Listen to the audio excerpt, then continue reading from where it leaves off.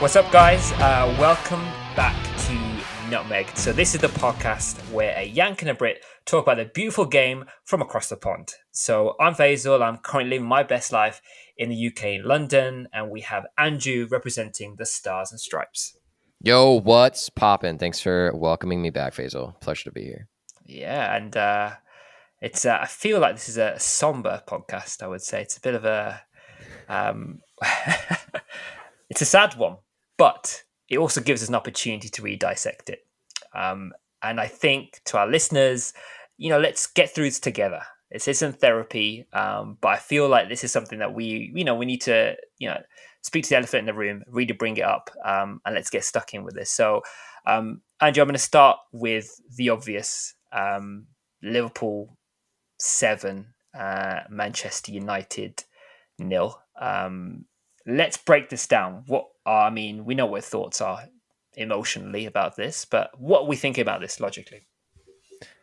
It is an insane thing to see at this stage of a season because usually in the Premier League, you don't see score lines like this in general, but also you would expect something like this maybe early in the season once teams are trying to figure out their new rosters after a new manager comes in because you don't have your system quite organized. But to see it like at this point of the season, well after the World Cup break has been concluded, so it's almost like an anomaly for me. And I do think this is also so weird because it's not like it was 4-0 at halftime. It was 1-0 at halftime of this game. So to see 6 goals given up in the second half, I think is absolutely ridiculous. I use the word anomaly because I think that's what it is. I do think all of these things went right for Liverpool and all of these things went wrong for Manchester United, both at the same time.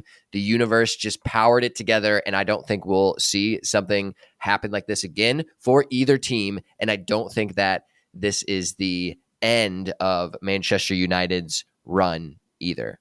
What do you think? Totally agree. I think that second half of football, personally for me, is probably one of the worst second halves I've genuinely ever watched.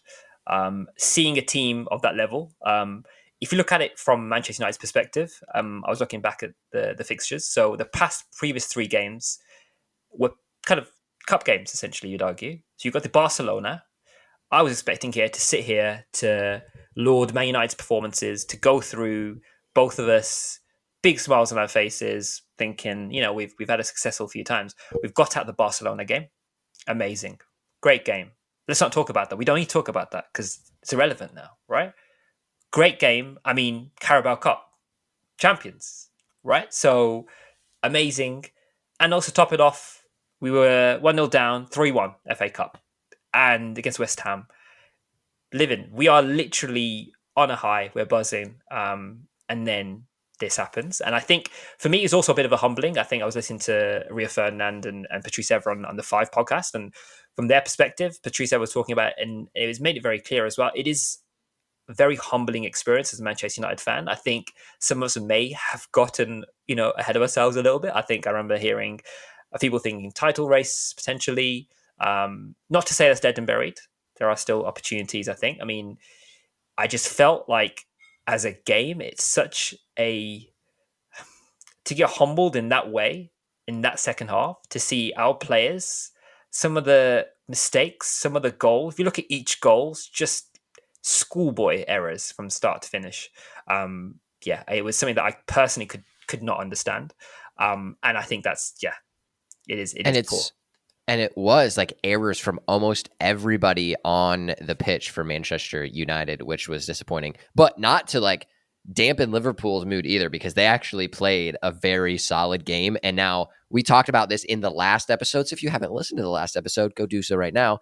But the last episode, I talked about how the new front 3 for Liverpool are going to be scary. And this is like what they paid for. It's like a combined 130 pounds or something around that nature to get this new front 3 as opposed to their previous front 3 of Sadio Mane, Salah, and Firmino. As we all know, Mane has moved away, and now Firmino is kind of aging out. Still a key player. He's used in specific situations. Like as a 9, he's really good because he drops in deep. And actually we saw that in this game a little bit with him dropping in deep.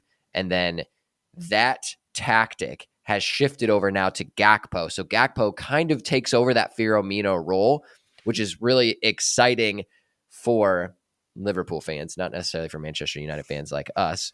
However, seeing Gakpo in this form and playing with that style, I think benefits Liverpool a lot. So just a quick stat run on Gakpo. He has 4 goals in his past 5 league games in the Premier League. So that is really solid form, and it's almost flying under the radar. So I play a lot of fantasy Premier League stuff, and he has not been a player that's been talked about in the blogs, as well as not been picked up very much in the various leagues around, which I think is a little crazy because the output that he has been doing specifically in the Premier League. Like you'll see it with Rashford, obviously great in the Premier League, but he's also contributing in the League Cups and all the different tournaments that are out there. But having Gakpo in one specific area of the Premier League to be able to perform should be getting much more recognition. And I like to think like I'm pretty tuned in on Twitter and Reddit to all the various things happening around the Premier League, and I'm still shocked that he doesn't get more hype. I totally agree. I think this is getting a brace from the front three is crazy. And as you mentioned, kind of recognition, I think one thing is important to kind of flag here. I mean, we've known Salah being an incredible player over the past couple of seasons.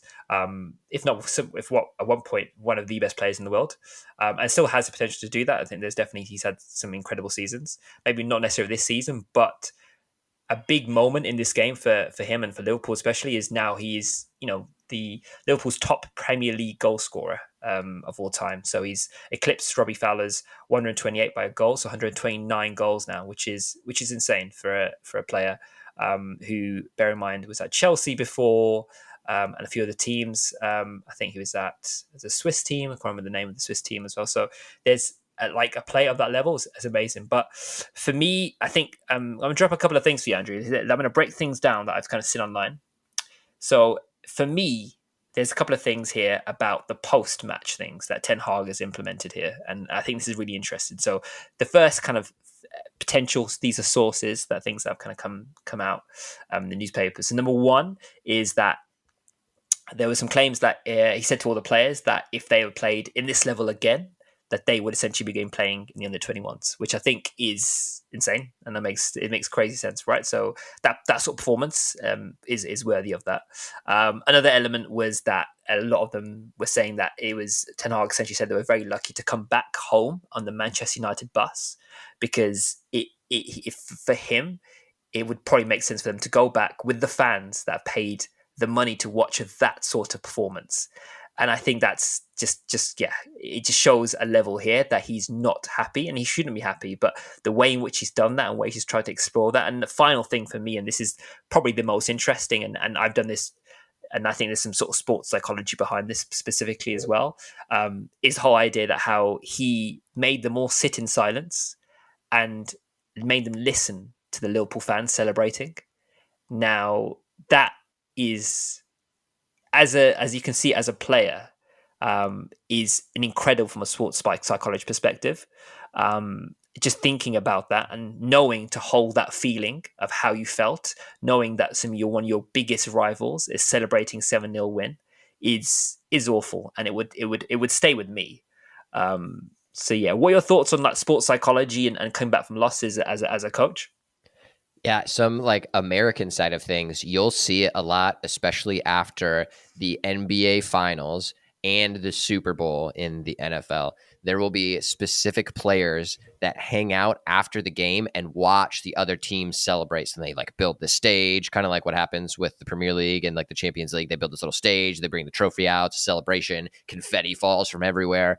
And then you'll see some broadcasts show that, oh, the losers, some of their team are staying and watching. Like that feeling is sick. Like I know what it feels like to lose very important matches. Like it makes me want to punch myself in the face.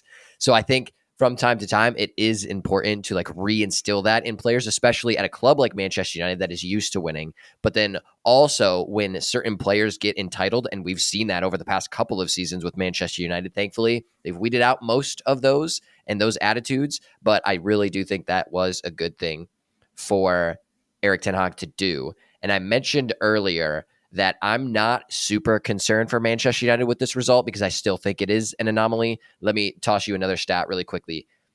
Liverpool had 8 shots on target. 7 of those were goals. Like, that is so unlikely to happen in any game. So I think really the universe just combined to create this perfect scenario. And I don't think it's a big deal because of Erik ten Hag.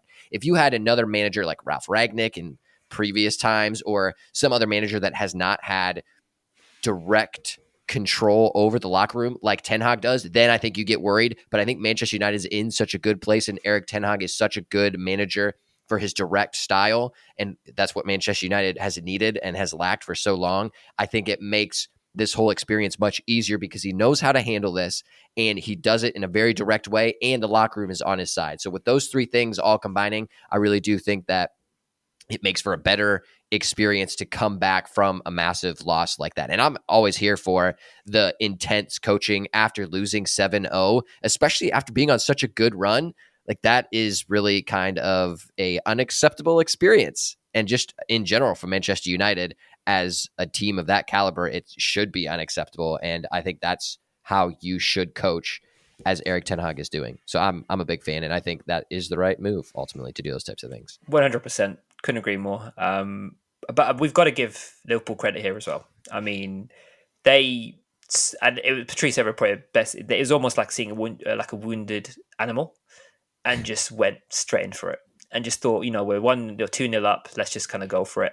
But I think what do you genuinely think of their top 4 chances? Because I was looking at, I think they're just 7 points behind Manchester United now, and also just I think it's maybe like 5 points even to 3 points behind Tottenham Hotspur. So what do you think about the top 4 chances?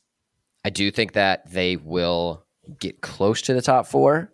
I hesitate to say that they'll make it, but the run of form has been great lately. So Liverpool overall have been turning the corner. They have 4 wins and a draw in their last 5 games in the Premier League. So they're like with one of the top spots in the form guide in the Premier League. So they've really started to figure it out. I mean, it's about time. We didn't expect them to be this slow of a start at the beginning of the season, especially with the caliber of the team that they have. It just hasn't worked out for Klopp, and a lot of people have talked about maybe it's just stale over time. You have to do some things to change up the club, especially if your roster and your management stays the same for so long. But I do believe that they'll end up competing for a top 4 spot, and especially if Tottenham continue to play the way that they're playing, then maybe that spot does become available for Liverpool. I do also have to say about Manchester United, I still think that they are in competition for trying to take the title in the Premier League because, again, I will say this for me is an anomaly. Hopefully they don't prove me wrong, but I really think that Manchester United will be back on track after having this 7-0 loss. Nice. And going from the top 4 to top versus bottom in the Premier League, which was a big game for Arsenal versus Bournemouth, bottom of the league at the moment. So your thoughts on that game? Yeah, that was a fun game to watch. If you have not seen it, at least go and watch the highlight videos that they put out on YouTube because those are pretty good, and I like to get caught up that way. But being down 0-2 in the game and then coming back with 3 goals, that's what you should be able to do as a title competing team. Like, if you are really trying to be at the top of the Premier League, you need to have the confidence, the awareness, the players to be able to get back into games when you do go down 2-0. So while come back, I'm always here for those types of games. In this one, for me, Arsenal's squad depth really makes the difference. 3 out of the 4 subs that Arteta puts on helped contribute to a goal. I mean, you can't ask for more than that from, one, a management perspective of putting the right players in the right positions at the right time, but then also those players that you do put in as a manager, you want to see them make an impact on the game, and pretty much all of them did in a very significant way. So it's a great win for Arsenal, great management by Arteta. And did you see how Arteta at the end of the game just is running around? Even in a quote he said after the game, I didn't know where I was running to. I just had so much energy. I was just running around. It was cool. I love to see managers celebrate like that. Yeah. And speaking of celebration, I think there's a clip online at the moment, I think it's on Twitter, where someone's removed the commentary and that final kind of Reece Nelson goal and it kind of goes in. I mean, as a United fan, even I got chills. A team like just the stadium absolutely erupting for that third goal. I can't even imagine how I personally feel as as a Arsenal fan at that particular time to have a goal like that in that moment in that particular era. It is crazy. And I think I was looking at the numbers within sort of 9 seconds that goal goes in. 9 seconds. Now you're thinking surely not a relegation battling team against the top of the table. 9 seconds goal, which granted is actually the second fastest goal in the Premier League. So it's just crazy. First, you might remember Shane Long against Watford. Um, like I think it was 7.7 seconds, 7.6 seconds. It is like crazy, crazy, and I think that is like really important just from like Arsenal perspective, how they didn't let their heads drop. They carried on playing and really coming to that forefront. And I genuinely think it is for them the feeling as a football player to have after scoring and that level to hold on, to not let your head drop and keep scoring, getting those goals and coming back. It must do something for your mentality. Just that it is that real momentum and mentality to keep going and knowing that you're in a good place. That even if you're 1-0 down in such an early capacity, that you can continue on and keep battling, keep scoring. I mean, Arteta, what he's doing at Arsenal at the moment, yeah. What I mean, is there like genuinely right now? Is there a better manager in the Premier League than Arteta right now? That's my question. I would say that Pep is always going to be in the conversation for sure. Just his tactics and the style that he pushes out to any team that he manages, I think is awesome. And I actually hate Pep Guardiola. Maybe that's another conversation for another day for some of the things he's done in the past. But I appreciate how great of a manager he is. I do think right now Arteta edges him out. I mean, they're above Manchester City in the league, so maybe that is why he gets edged out. But I also appreciate the demeanor that Arteta brings too. He's more of like a relatable kind of guy, like because you can kind of see the energy that he puts into it.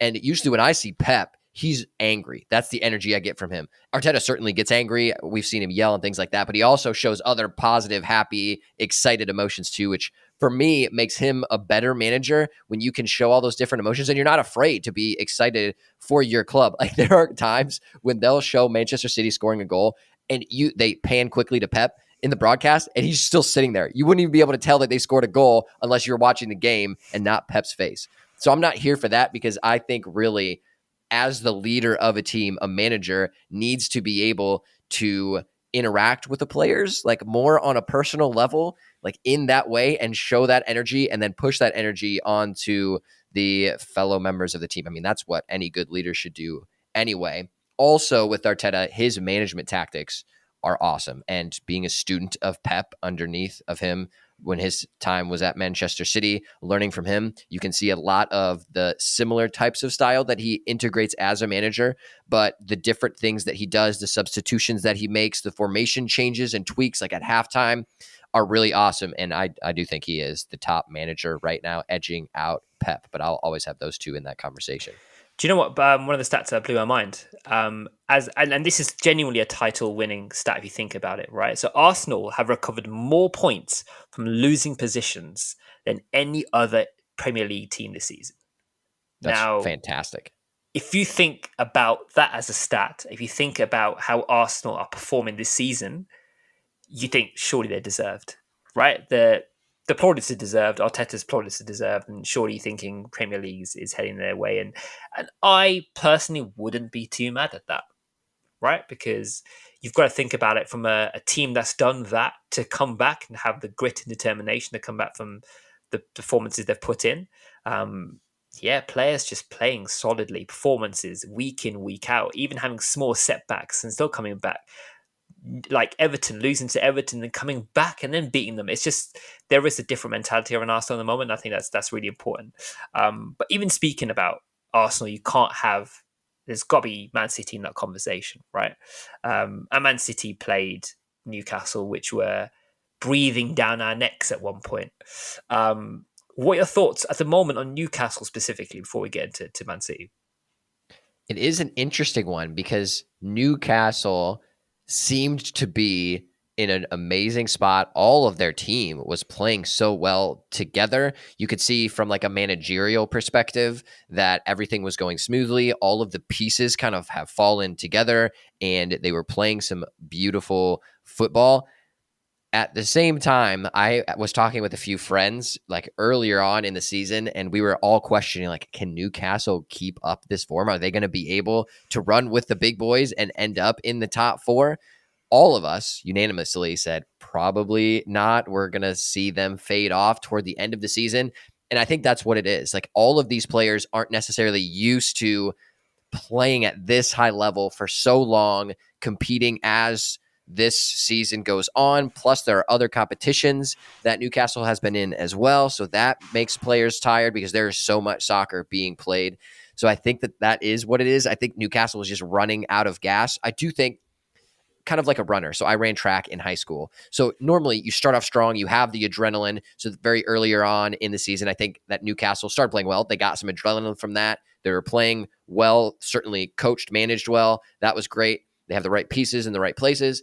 Then as you continue to run, you slowly get more and more tired, especially if you're not used to this, like Newcastle. And then at the very end of the race, there's this thing called a kick.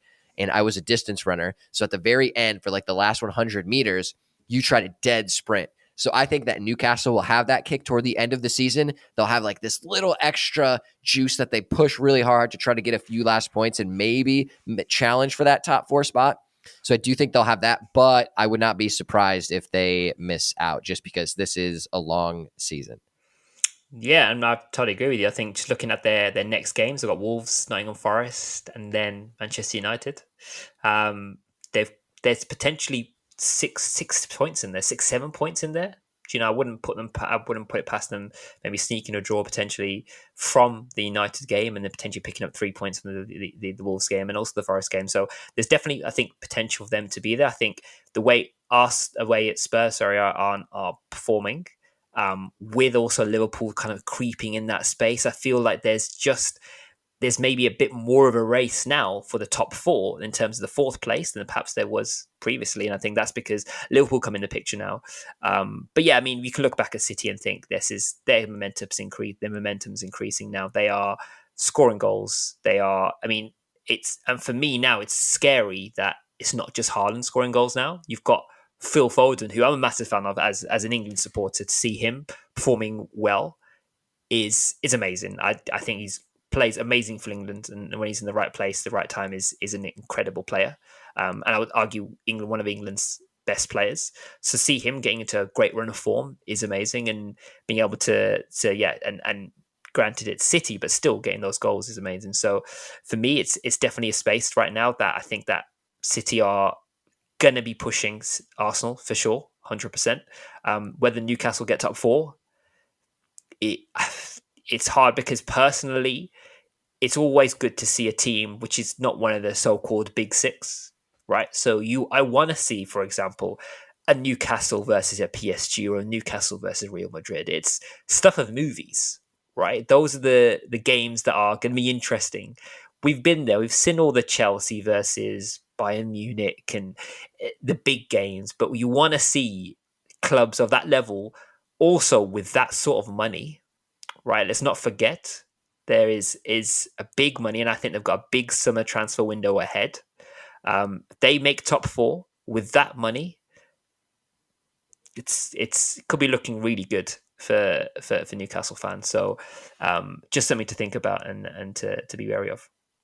Yeah, I am always hesitant when like countries purchase clubs, as we talked about last episode as well. But like that's what you want, essentially. If you are the purchaser of a team like Newcastle, like you want to see your money being invested smartly, taking in good players, having a solid manager come into good form of his own as a manager of managing a team like this. So like it's a good proving ground for people, organizations, countries making purchases like that of Newcastle. But like you said, yes, City rounding into form. I am here for that. I absolutely hate City. I hate Pep Guardiola, but I am here for a competitive race at the top of the Premier League. And like you said, too, with Newcastle being in there, with Fulham being up towards the top as well, seeing some cool stuff like that, like Brentford getting toward the top. Like, it's so exciting to see other teams than just your typical top six be in the mix. It makes it much more exciting. Overall, just to wrap a bow on the City Newcastle game, yes, overall, as we're now expecting a very solid performance from City when they are in form, that's what you'll see, and that's what you're going to get.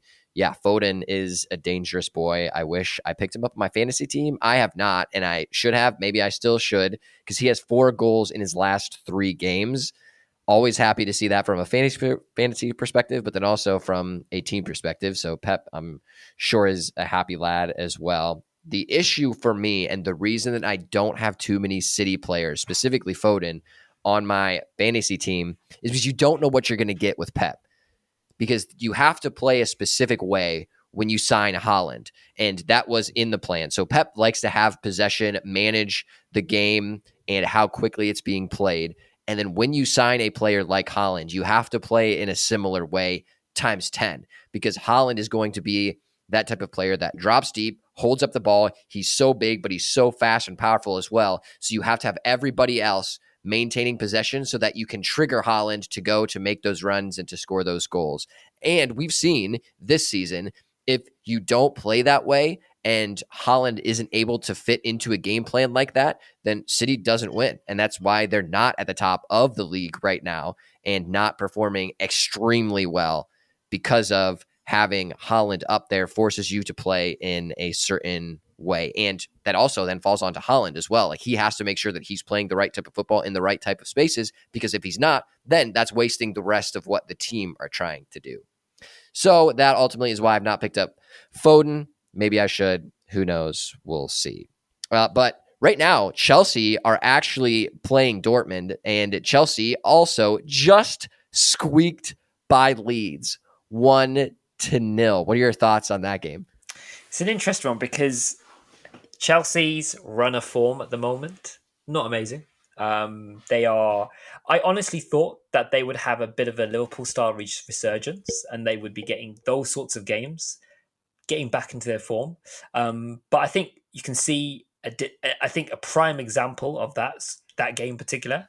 Wesley Fofana is defender, saving a team against Leeds of that level. I think that says a lot in itself. If you look at, you've got the likes of Enzo Fernandez, you've got the likes of João Felix, for example. You've got players which are incredible and should be scoring for you, and you're not getting goals from those players. You're not getting goals from your strikers. You're not getting from your attackers, and that says a lot in itself. So I think Fofana's really dug Potter out of a hole here massively, because if you argue players up front of him should be getting the goals, yet he's the one digging his team out. It's a good goal as well, straight from a corner. It's fairly out of the training ground. You've got to these games and these sort of like free kicks, corners, you're going to be working in, day out. So for him to get a goal like that against his first goal as well, in English football, which is fantastic for Chelsea. So, and I really like him as a defender. He's a solid player, especially for France as well. So I think games like that will always be great for a player's confidence and to improve as well. So, I mean, we asked this last time, but irrespective of that Leeds and Chelsea game, when is Potter going? That's the question. And is he going? Do you think there is any chance for him? Is he staying to the end of the season? That's the question. I think he should stay to the end of the season. We've talked about Arsenal and Arteta a lot. I'm a huge fan of what Arsenal as an organization have done. We talked about this last episode where managers cycle so quickly. And I think that is the dumbest thing. And multiple times you're paying out a manager's contract so that you can take him from another club. So you're just giving them money to get this dude, and then you sack him like after not even a year. I think that's crazy. So I think they should be doing, Chelsea, what Arsenal have done and given time to the manager to make sure that his system can be implemented effectively, that he's able to bring in the right type of players over the next couple of years to fit the system that he's trying to do. And we've seen Brighton continue to play well, and Graham Potter helped structure that team. And they're playing a similar type of style as what they've played under Graham Potter. So I think if you give Graham some time, he's ultimately going to be a successful manager. But with Chelsea being in the state that they are, with Todd Bowley throwing money around, just trying to have some exciting, fun times. Who knows? Who knows what's going to happen? I am here for Graham Potter staying. I think he should be through to the end of the year. I think if Chelsea are smart, they'll at least wait until the end of the season. But again, who knows? But my also thought is what manager takes on Chelsea. That's my also thought as well, right? Because there's not many managers out there right now that would feel comfortable, confident enough to do that with the players, with the such big names they have. I would argue right now, as a manager, you'd think the expectations would be so high with the players you have, with the teams around you, like Manchester United, like City or Arsenal's, Liverpool performing, which are maybe comfortably hitting top four in future, to come. Have Chelsea dropped out of that conversation? That's the question. Are Spurs in that kind of space, for example? Those are the questions that you'd be thinking as a manager. Would I personally be able to take this club and this team to the next level? So I think there's a lot to be had in that. Speaking of managers, one manager I kind of really wanted to bring into the foreground here and bring in this as I will do a bit of a roundup of the top five leagues in Europe in a second. But the French league, I'm going to move to the French league really quickly for Will Still. You might have heard his name sort of floating around. What a name, by the way, Will Still. Like that just sounds sweet. Yeah, he's born in the UK to Belgian parents, and incredible at Stand Run at the moment. So great club at the moment. So good position, working well, great manager at the moment. And it's, for me, it's hearing some of how he began essentially his career, playing Football Manager, Championship Manager. So if there's any kids listening, anybody playing, there's an opportunity for you guys. So, and it's almost like he decided to switch focus at age 17 to feel like, I'm going to move to England. I'm going to start becoming a coach. I must learn, and being from North and Preston, and beginning essentially his career as under 14 manager at Preston North End. It's crazy to where he's being to where he is in the moment. So it is a different level for me, being able to play 19 games, losing just one game of his 19. And I think a really important key thing here is drawing. So he's played obviously PSG twice. Drawing 1-1 and drawing 0-0 against PSG are very, very good results. And also just to flag again, it's very, very weird, but both those games, PSG had a sending off both those games, which is kind of crazy. So I think that's an interesting one to think about. But Will Still something that I really think in future in teams to kind of come. There's a really interesting video as well, and I've seen on social media, which is him switching between French and English. It's great. If you haven't seen it, definitely watch it. It's awesome. Like he does so well. And I think of a manager of that experience, he's been assistant manager of various clubs, for example, to come to the level where he's at, to be performing and to really go toe to toe with PSG. Incredible. So I think there's a lot more to come from Will Still from that perspective. And also I think there's a lot to be said for young, and he's one of the youngest managers in the top 5 leagues, which is incredible. So that, yeah, just wanted to sort of jump in there and sort of say Will Still doing great stuff, and keep doing great stuff. And there are a lot of players playing that are younger than him. I remember seeing his age. He's like 33 or 34. Yeah.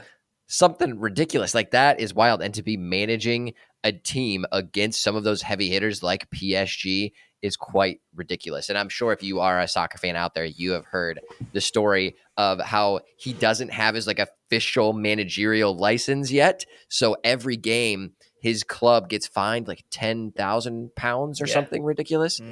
Like just for not having a piece of paper saying that, oh, you've taken these classes, so now you can perform this thing. Obviously, he didn't need to do that. He knows the right things to do. He's motivating his team in an appropriate way. He's setting up some type of tactical system that is working against some of the biggest clubs in the world. So I don't know why those old rules are still in place where clubs are getting fined. Like as an organization, as a club, like you should be able to hire whoever the heck you want. Like that's up to you. If you want to hire some dude on the street that just walked by and he's a sucky manager, like that's your fault. You're the one doing the hiring process. I have no idea why there needs to be some kind of fine for managers that don't have the official certification.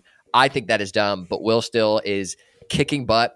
He is on a 16 game non-losing streak. So he has 8 wins and 8 draws. So that's pretty cool against some of the biggest competition in Ligue 1. But he does have some very intense games coming up. The next 2 fixtures that they're playing, AS Monaco and Marseille. And they are second and third in the league at the moment. So a lot of fun stuff coming Will's way. We'll see how his squad performs. But yeah, fun story and fun thing to keep following as he's just kicking butt. Love that. Just a really quick roundup of the games at the moment. So in terms of where we are in the top 5 leagues, in the Spanish league at the moment, we have Barcelona are 9 points clear of Madrid at the moment. So Madrid drew 0-0 against Real Betis. So that's an interesting one. We can sort of see that perhaps Barcelona perhaps running away with it. Will that be the case as later on in the season? We've also got the German league at the moment. So we have obviously Dortmund and Bayern Munich currently 49 points, top of the league at the moment, comfortably. And there's a bit of a wide berth with them in Union Berlin, which I'm a bit gutted about because Union Berlin are now 5 points behind. And I really like those sorts of stories where you have clubs which perhaps aren't traditionally winning leagues and really up there and battling for that. So it's a bit of a shame, but you've kind of got Dortmund and Bayern there, really 49 points heading that up as well. So there's lots in terms of what we can do in terms of the German league and how they can do. But as well as that, looking at the Italian league is an interesting one because, I mean, Andrew, Napoli, crazy, 65 points they are at the moment, absolutely unstoppable. What do you think they're going to comfortably walk this, Napoli? I do think that they will be super comfortable to win the league. However, the only thing that can stop them apparently is Lazio, and they come in and get the little dub over them in their last game. So that's cool. But yeah, I think that Napoli is just playing such great football. They have their squad performing the way they should be. Their strike force up top is scary. So I really do think that Napoli will run away with this. Sure, there'll be a few bumps here and there until the end of Serie A. But I really do think that Napoli has this in the bag already. And especially with Juventus not going to be a factor because the 15-point deduction that they had. So I really do think that this is Napoli's season. They're going to take it home. But I do like the Serie A lot because there's a lot of fun football. And it usually is a fairly tight league table when it comes down to it. Awesome. And I think that's the roundup. And as we kind of continue on, obviously football is an interesting one in terms of how we think as footballers, as we watch football and how we enjoy football. We see them as purely kind of athletes from our perspective. We watch them on the pitch, 22 players scoring goals, and putting their hearts out on the pitch. But what people perhaps don't really think about too often is at the end of the day, they are human beings, and they are also huge brands. They are players that youngsters look up to. They are influencers in their own right. They are people with huge followings on social media. If you look at Cristiano Ronaldo, Messi, some of the most followed players on planet Earth. I remember seeing some stats about how millions of pounds it is for Cristiano Ronaldo to even put an Instagram photo up. So it is huge, and the partnerships are really big. And that kind of brings me into Jack Grealish. I think just recently signed a huge deal with Puma, which will make him a massive ambassador, essentially the face of the Puma brand, which is huge, which kind of which adds on to his sort of 7-figure ambassador deal he's had with Gucci.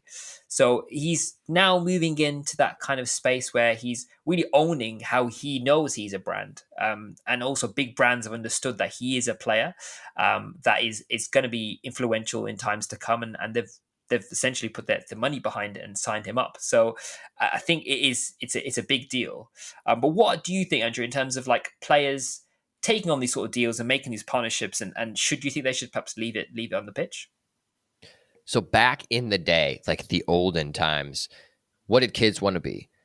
It started off originally like the first like group of famous individuals, like rock stars, like musicians. Like that's cool. However, like the rock star vibe was usually not the most positive because you're into maybe some bad lifestyle choices. Then the next group becomes the athletes, and then after that, now it's YouTubers, and then so on. We have other iterations of that, but the athlete one, I think, is a beneficial thing for like kids wanting to be a professional athlete. Unfortunately, very unlikely for you to be a professional athlete as a kid. But if you find the right athlete that does positive things, and then what you think of athletes in general, they work out on a regular basis, they eat very healthy. So if you push those characteristics to the forefront of what kids want to be and emulate, I think it's a positive thing. So then it really just comes down to the character of the player. Certainly, there are athletes out there that are not the best role models, but then there are some that are awesome. Marcus Rashford, just as a quick example, does great things off the pitch as well.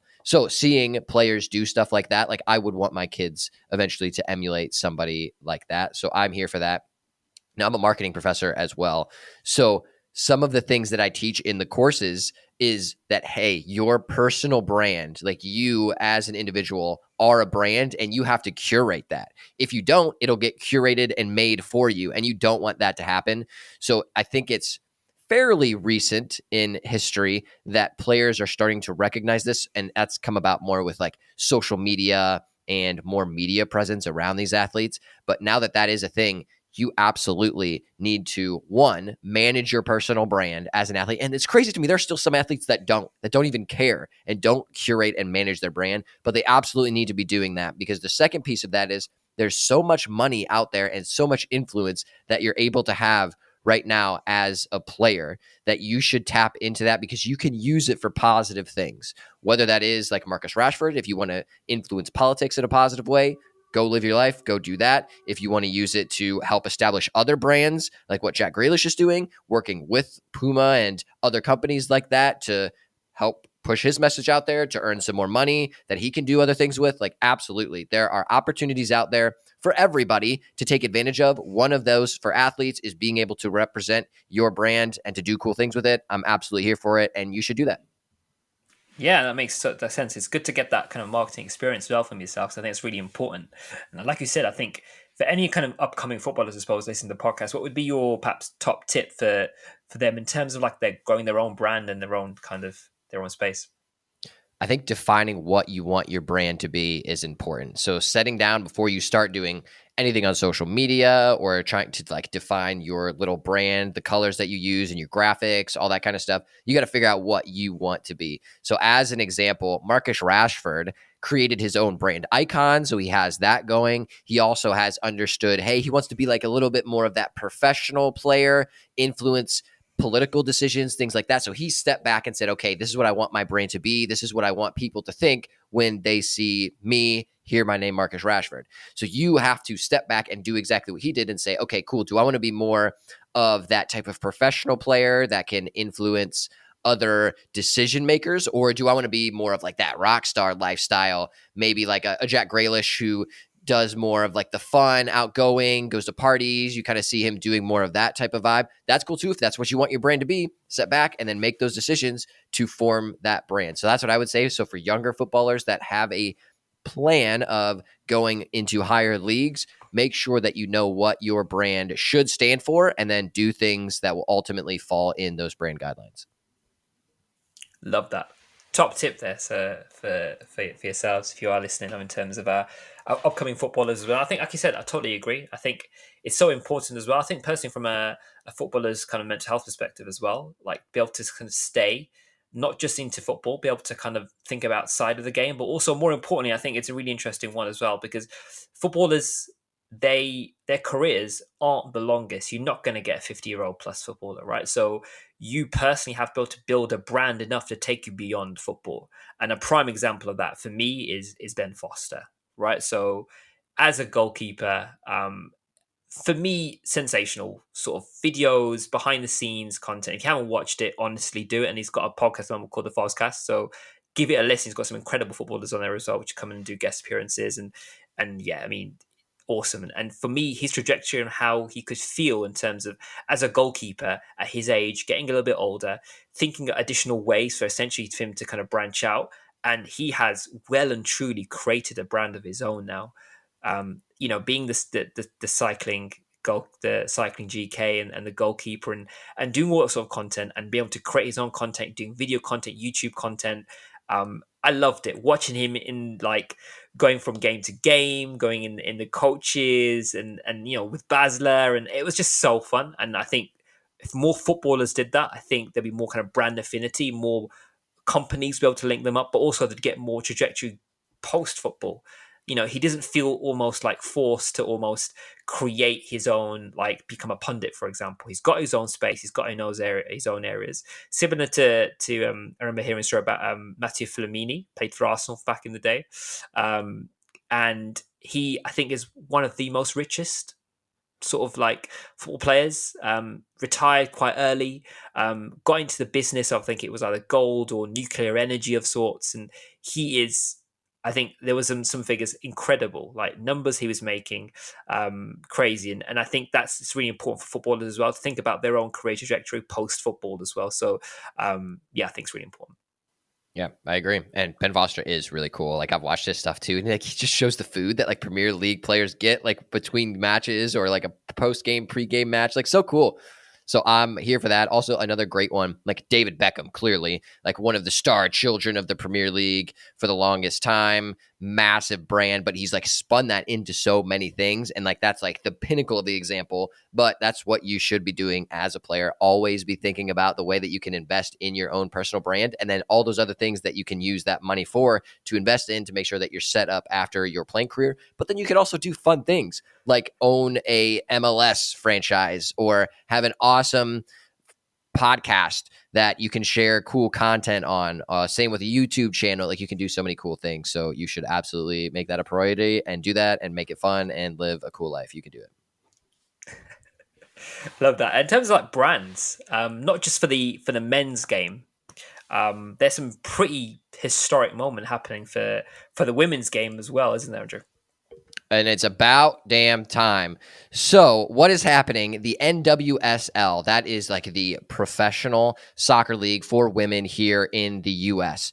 And FIFA is now introducing, I think it's later this month in March, introducing the NWSL as teams that you can select from that league. It's amazing to me that it's taken FIFA this long to introduce the female side of the sport. So they maybe 2 or 3 years ago did introduce like the international women's teams, so you could select those and play with. But it's about time to introduce like the women's individual league side, because there's so many cool teams with some awesome players out there around the world.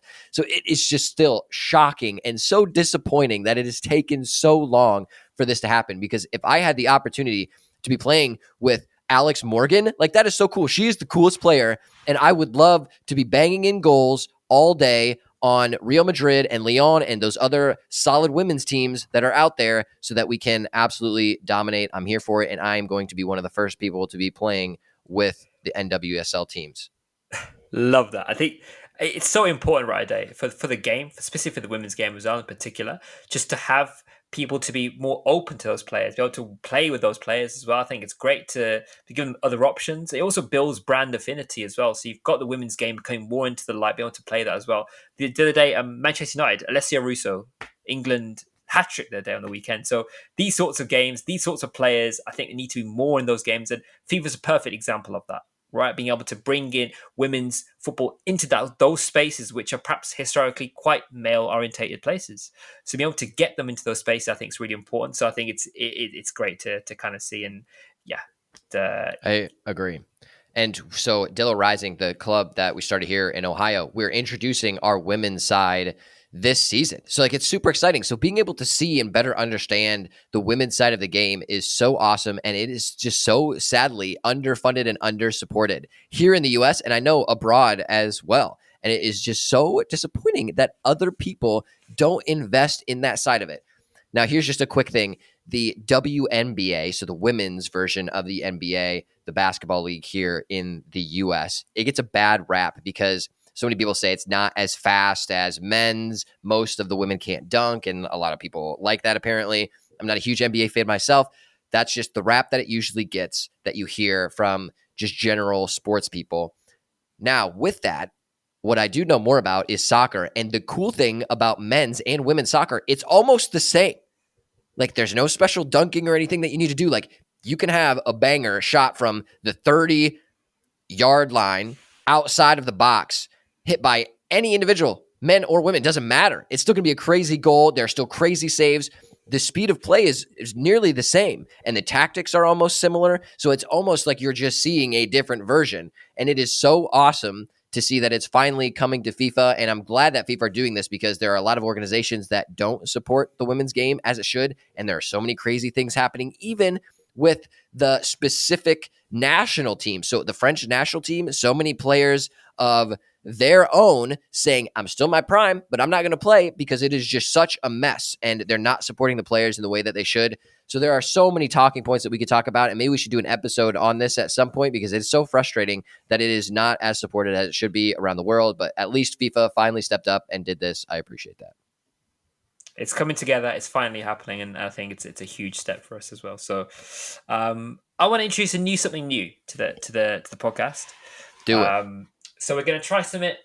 Give it a go. So there's the first thing I want to kind of. Obviously, Twitter is a great space for football specifically, but more importantly, it's really great space for Twitter threads. And you obviously might have seen a couple of Twitter threads, but I've kind of had to dig around and I found a couple of my favorite threads. And what we thought we might do with this podcast is we'll pull out a couple of Twitter threads, and get your thoughts on it, Andrew, and see what we can do. Right. So this thread here that I've got for us. It might shock some of our listeners. It's going to be some really interesting facts here. So lock yourselves in. So the first one we've got is so these are some football records that may never be broken. So you already know it's some big hitters in there. You know, there's going to be big players in there. So let's begin, right? So the first one is Messi's 91 goals in one calendar year. Like, that's just mind-blowing. Like, I can't even comprehend, like, how that happens. Like, I don't even know if anyone would be able to break that because it's so many that I can't even understand as a human with my brain how many goals that is in a set amount of time. It's just ridiculous. Incredible. I mean, it's prime Messi. Let's be real. It's absolute prime Messi. It's not surprising it's Messi either. It's GOAT-worthy performances on a regular basis. So I think that's really important. I mean, speaking of GOATs and those sorts of levels of players, the next one we've got here is a top fact. That's Ronaldo scoring in 5 consecutive World Cups. That's huge. I don't think that's ever going to be broken. Like, just to make it to 5 consecutive World Cups, like, that's a goal in and of itself. There is one U.S. player that has made it to 4. And that's the record. He's the only U.S. men's player that has made it to 4 World Cups. There are no other ones. That's Marcus Beasley, which is cool. So just to make it to 5 on top of that and to score in each one, ridiculous. Not going to be broken. Goodbye. Also, a prime example of looking after your body, your health, your physicality, being able to go from where you are to playing 5 World Cups and score in 5 consecutive World Cups. Incredible. And this is what I think is one of my favorites, I think. So people, you may remember this. Obviously, another world-class striker in the moment, Robert Lewandowski. And you probably know, Andrew, where I'm going with this one. This is that 5 goals in 9 minutes. I watched this live, and it was the stupidest thing. I remember right where I was. I was an intern in Washington, D.C. I was sharing this house with 3 doctors, and then I was just like some dumb business major that somehow lived with them, and I was sitting on the couch and just watching this game. I was like doing something on my laptop, and I keep like watching this game, and then everyone starts cheering like every minute. I'm like, what is going on? And he just keeps scoring goals. And Lewandowski is one of my favorite players. I even do a FIFA series with him. Like, so many cool stuff because I'm Polish too. I love him. That game was ridiculous. He's an insane striker. Should have won the Ballon d'Or like 2 years ago. I hate whatever organization gives out the Ballon d'Or because he should have won it in 2020. Crazy striker. That's going to be tough to beat as well. I don't think there's anyone that is literally unbreakable. You'd have to be. It's just different levels. So that is it's just the other team. The other team would just have to like let you score to break that. Can you imagine what the other team's thinking? Just like, oh, that's another goal. Like you would feel so like, yeah, it's crazy. That's embarrassing. It's so sad. The next one, we go back to the current goal at the moment, Lionel Messi. And this one is a mind-blowing one as well, right? So this one is Lionel Messi scoring in 21 consecutive league games. 21 games. Yeah, that's pretty stupid. Like, just to not even get injured in that time is pretty tough. Playing at the top level with such competitive other massive athletes, to like not get injured is one thing, but then to score in all of those games consecutively, That's insane. I don't know if that one's going to be beaten either.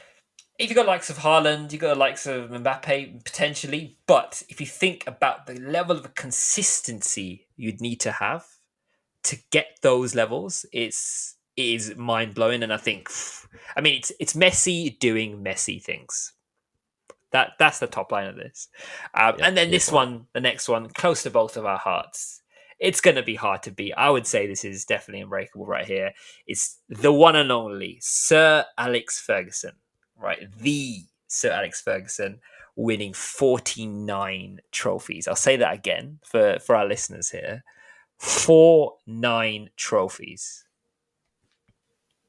That's just insane. Again, just like the first one with 91 for Messi, like in a calendar year, 91 goals, like the same with that amount of trophies. Like it's not even something I can fully comprehend. Like that is a true GOAT status of a manager to be able to perform at that level that long. Cause it's not even just like silly little trophies that you could get in some of the lower leagues. Like this is performing in one of the top leagues in the world for so long, even with a team that transitions. Wild managerial superpowers right there. And then let's go with the final one here before we kind of close into to our nutmegged of the week. I mean, this is a really great one as well. I mean, it's from three incredible players, and this maybe potentially could be beaten. We'll see. So you've got the likes of Cristiano Ronaldo, Zlatan Ibrahimovic, and Luis Suarez scoring in every single minute of a match. That crazy. If you look at their trajectory, their career, and you put all their goals in a line of every goal they've ever scored, there would be a goal for every single minute of a match. That's cool. I did not know that that's a thing. Those are the only three players that have that. That's it. That's crazy. I mean, to score like in the first minute, that's Yeah. quite rare. So to be able to do that is one, awesome and good. But to be able to do it then in the second, the third, and the fourth over your career, and it makes sense that it's like three super good players. That's crazy. And it shows again career. If you're putting in time, you're putting in effort, and your longevity of your career. These three players are pretty old now, right? Like they have every right to be in those status, to be able to score and playing the game for the longest they have, to be in those scoring goals in that facility, to be able to get those goals is incredible. So yeah, so that is the thread. There's a lot more, but I want us to get onto our nutmegged of the week. Andrew, let's start us off, man. What you got for us? Let's do it. So the nutmeg of the week for me is Bruno Fernandes in the 7-0 loss to Liverpool. Did not have a good game. You could see that he was like physically frustrated throughout the game. But the one thing for me that is just very disappointing as a Manchester United player, as like a coach, a manager, myself, I never want to see this. So after going 6 down, once that 6th goal is scored by Liverpool, he starts gesticulating wildly and he's asking the manager, why haven't I been subbed off? I'm sick of this. That is not what you want to see from any player on the field, let alone your captain. And as an individual, like a fan, you hate seeing that. But then as a manager, oh my gosh, I would be livid. I would have then subbed him off after that and then probably not played him for the next game or two. Same thing with happened. Federico Higuain, when he played for the Columbus Crew, I was at a match. He lost a ball. He gave up, didn't show the effort to run back, goes off on the sideline, kicks like the video board, and then jaunts back onto the field. Like, no, get out of my face. I'm not here for that. That is my nutmeg of the week. Bruno Fernandes, be better. Love that. My nutmeg of the week is also in the Liverpool game, Liverpool Man United game, but this is actually from a Liverpool fan. So there's a goal being scored. I mean, there's a number of goals. We know there's a number of goals here. So it's a particular goal. The players are celebrating on the sidelines, a big huddle. It's jubilations. Liverpool fans are going crazy, and you have one fan just somehow managed to slip through security and run like from one side of the pitch to the other side of the pitch, run. And as he's getting closer to the players, he slips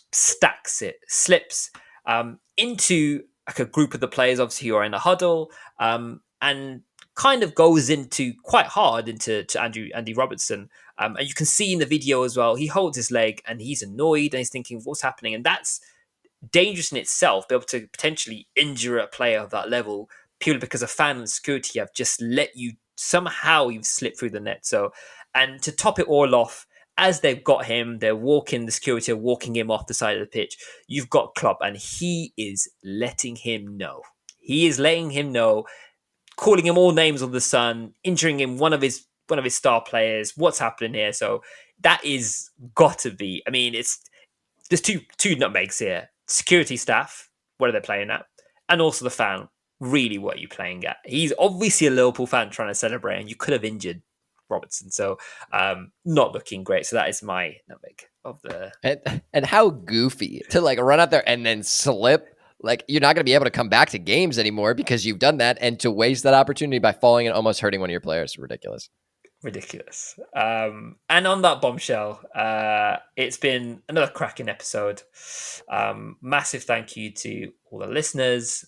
Cheers again, Andrew, for our conversation and getting your insights as usual. We will see you guys on the next episode. Thanks again for listening. Have a great time. Enjoy. Peace.